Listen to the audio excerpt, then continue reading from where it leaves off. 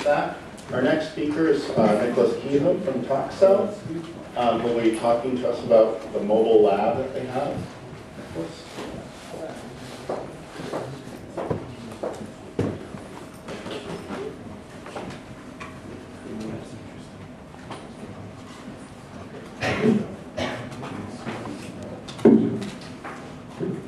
All right, thank you. Again, my name is Kehoe. I'm a traffic engineer with my firm Toxcel.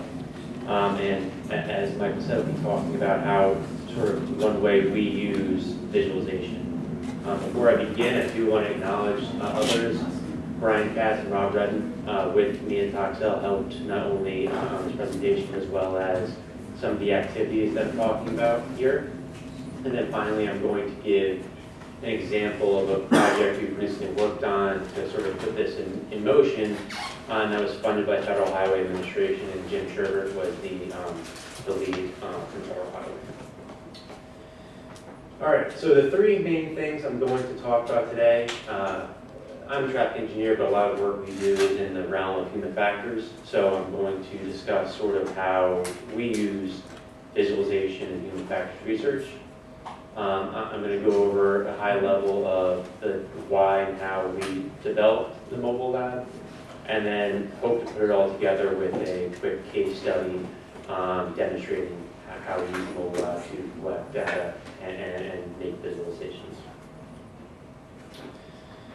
So before I jump in, I want to make sure we're sort of all on the same page. I'm pretty sure everybody here has an idea of what human factors is, but just to give the background, when we talk about the realm of human factors research, we're talking about how people interact with the world around them. And a lot of the focus is on sort of the capabilities and limitations that people have, and these change over the course of people's life or in different demographics. But you might ask, why does that matter in the realm of transportation? And I think if you think about it, it fills almost every aspect of sort of how we get from one place to another. It's a lot of importance in how individuals know where they're going and can do that so safely. And I have a couple examples here I'm not going to walk through, but making sure everybody knows what the message we're trying to convey is one of the key things in sort of this human factors research. So how do we use visualization in human factors research? So the first bullet here, I think this sort of goes across a lot of disciplines, but it is typically a low cost and option with a much quicker schedule than developing an alternative. So for example, if you want to test two different vehicles or two different physical environments, obviously it would cost a lot more time and money to make full replicas. Obviously there's certain drawbacks to using visualization in this aspect, but research has shown it's pretty, you can get very good results with these type of visualizations to replicate real world environments. So you'll notice I have the sort of the pyramid on the screen here for the three main tasks that a driver would do on the roadway: navigation, guidance, control. And one school of thought is that for those three main tasks, a driver has a limited amount of workload, and they sort of distribute that workload of the mind over those three things, with the control task needing the most and the navigation needing the least amount of energy. And why do I show this? Well, in any instance or event, if the driver, say, is confused or doesn't understand what they're encountering, there's only, in this school of thought, there's only so much energy that the mind can exert, so we're going to take away from maybe the control task while the driver is trying to understand what they're encountering. And what that means to engineers or to other even decision makers, I think a point I want to get across today is a lot of the benefit for this type of visualization, in fact, is sort of to bridge the gap between some of the planning and design phases of a project versus actual implementation. And what do I mean is that you may have seen examples where in practice when something's being designed, whether it's a roadway, a roundabout, an intersection, it might be tested with, say, microsimulation. It all looks good on paper, all the analysis looks good, but if it's implemented in such a way that the drivers don't know what they're doing, you're not going to see the sort of safety or mobility characteristics that you might have imagined or might have planned for. So why did we develop a mobile lab? A couple reasons up here. So thinking of how a lot of sort of this type of research is conducted traditionally, it's in a fixed lab, so in like an office building or another facility. And typically when you're drawing participants to come to the lab, you're limited to the pool of people that live in the area to recruit from. And when we're in a diverse area, say like Washington, D.C., that's not generally an issue, but in some other areas of the country that could be more challenging to get the right mix of demographics for your study. Also, and it sort of builds on that bullet, but in certain studies you might want to test a particular audience, and that audience might not be in your location, so having a mobile lab allows you to go to your audience and conduct studies in that way. And then finally, we wanted a system, if you will, that was flexible and simplistic to an extent that it could be manned by one or two people and not need a full sort of staff of people to operate the equipment and manage everything. So we try to do that with the lab. So that's what we developed. We have, it's a conversion van, our Toxcel mobile manufacturing lab, about approximately 7 by 20 feet in the back of lab space. We typically have 2 experimenters and 1 participant at a time in there. I could seat more comfortably, but it gets difficult to do sort of any work with more people than that. So I want to go an overview of some of the equipment and systems we have. Right now, for visualization, we have a driving simulator in the lab right now. It is the University of Iowa's National Advanced Driving Simulator mini-sim that we use for collecting data on individuals driving through roadways and whatnot that we developed.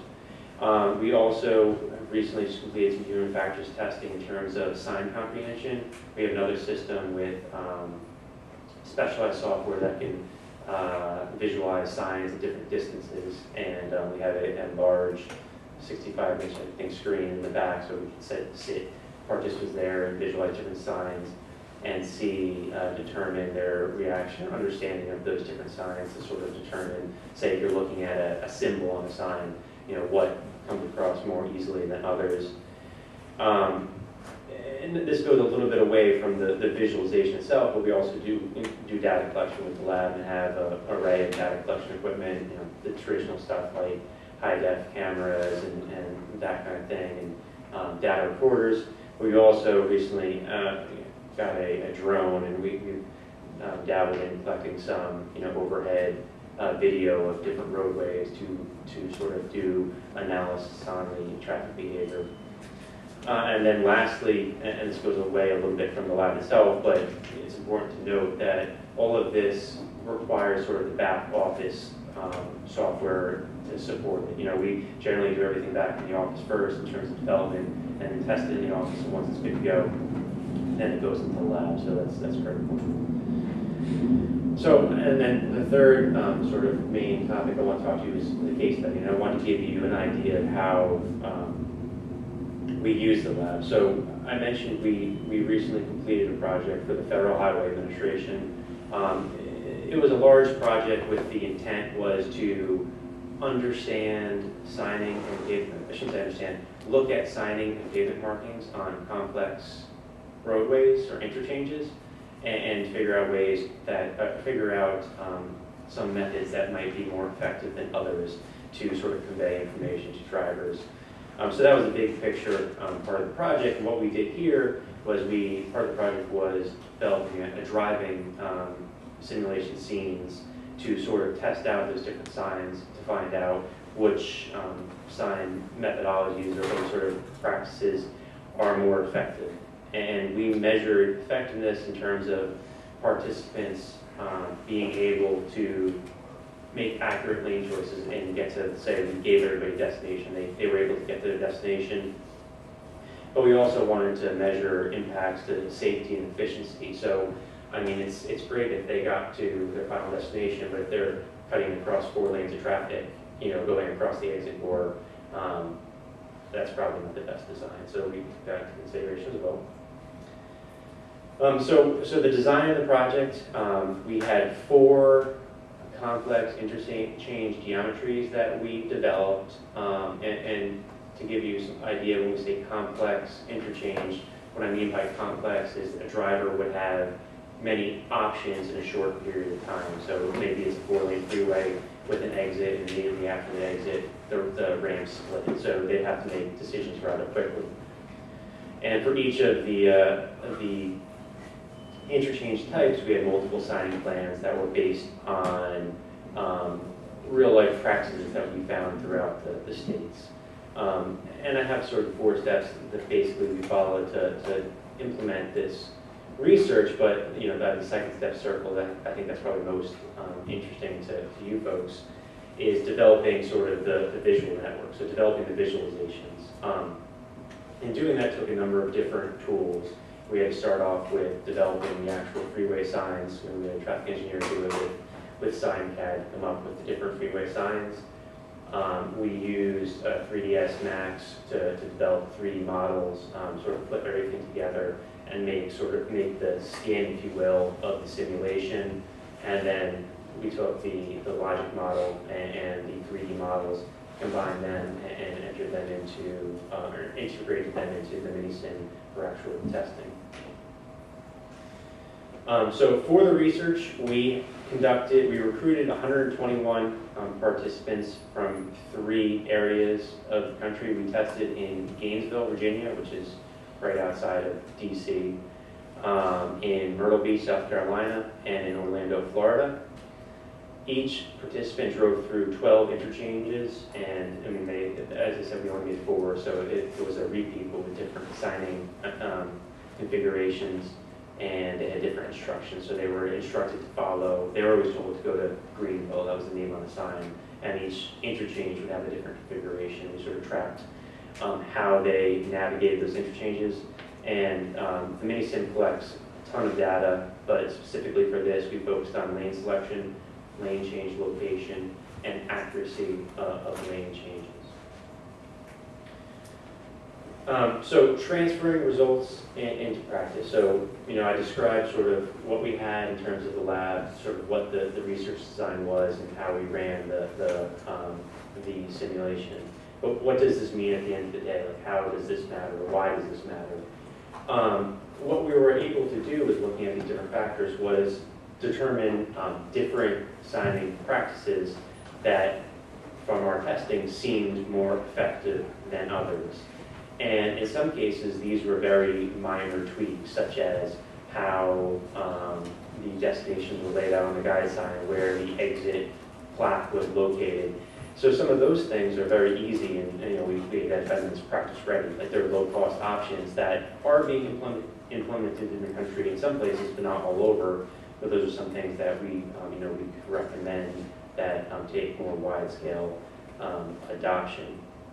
You know, and the second thing, as I said, it was a larger project, so conducting this test, having people developing these visualizations, having participants come and driving these simulations provided support that could affect, development guidance and policy. So with that, I want to just summarize up what I said. So again, just in 3 bullets. We feel that visualization is a vital tool for human factors research. Having a mobile lab is a very flexible platform, and so far we found is very successful. And this type of combination using the visualization in mobile lab platform, we feel can really help practitioners and decision makers understand and improve safety operations and human factors issues. So with that, any questions?